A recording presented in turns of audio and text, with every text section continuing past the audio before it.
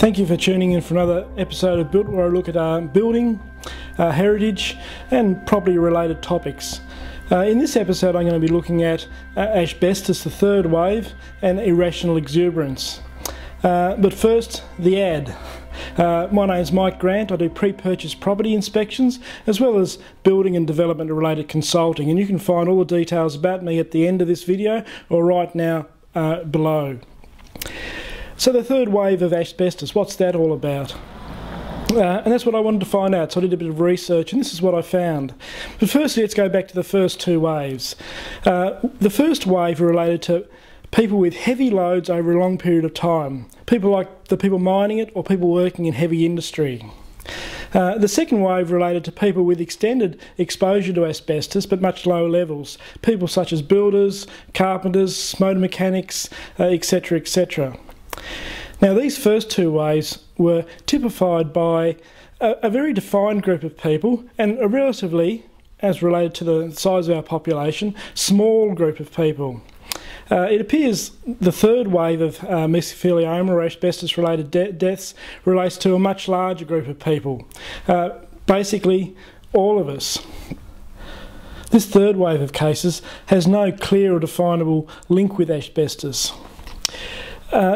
As an example, the Sydney Morning Herald used Lincoln Hall to demonstrate this new third wave. Lincoln Hall was a mountaineer and outdoor adventurist. He died at the age of 56 of mesothelioma.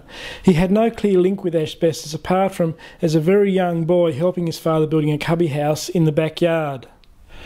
I think it's important at this point to stress that not everybody that has contact with asbestos goes on to incur a disease. In fact, it's a very small minority of people who actually end up contracting mesothelioma. So what's happening is we're going from a very defined and very small group of Australians who contracted the disease to potentially anybody who's come in contact with it, even in the family home. And that seems to be what's typical of the third wave, that these mesothelioma has evolved out of a contact in the family home.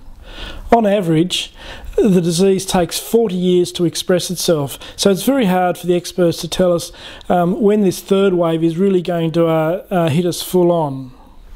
Now, I've had a bit of time to sort of mull this over and to think about this, and I really don't think that the way we treat asbestos is going to change that much. And at the end of this video there'll be a link to WorkSafe Victoria, because they have a very good site on the latest ways to approach it and when it's safe and when it's not safe. What will change, however, is the public's perception of asbestos in housing, and I think this is very important for the property industry.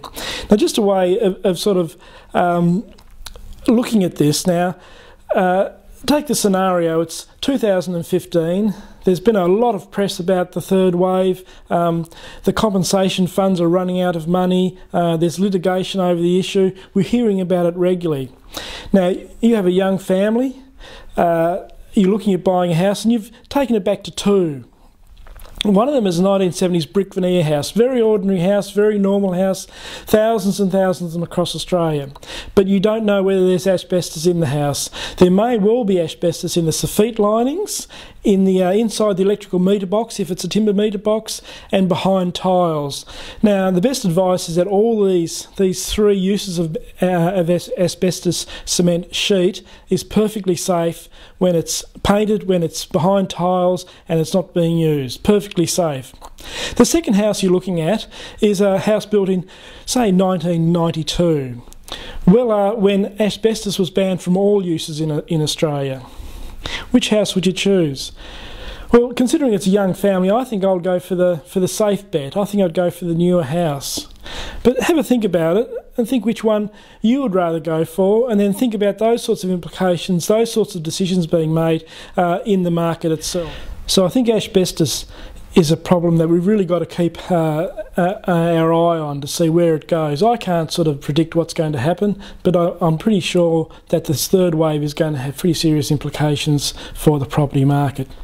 To help allay fears, property professionals need to have really good information about asbestos on hand. Pre-purchase inspectors can assist with this by providing buyers with that sort of information. The best information suggests that existing homes with asbestos pose a very, very low risk. The risk that is posed is during renovations. Now, if those renovations are carried out by people of suitable qualifications and following all the regulations, again, there is very, very low risk. That's enough on asbestos for now. Something a bit lighter, irrational exuberance. Now, that's a term that cannot be applied to the Tasmanian property market at the moment. Sellers are withdrawing from the market.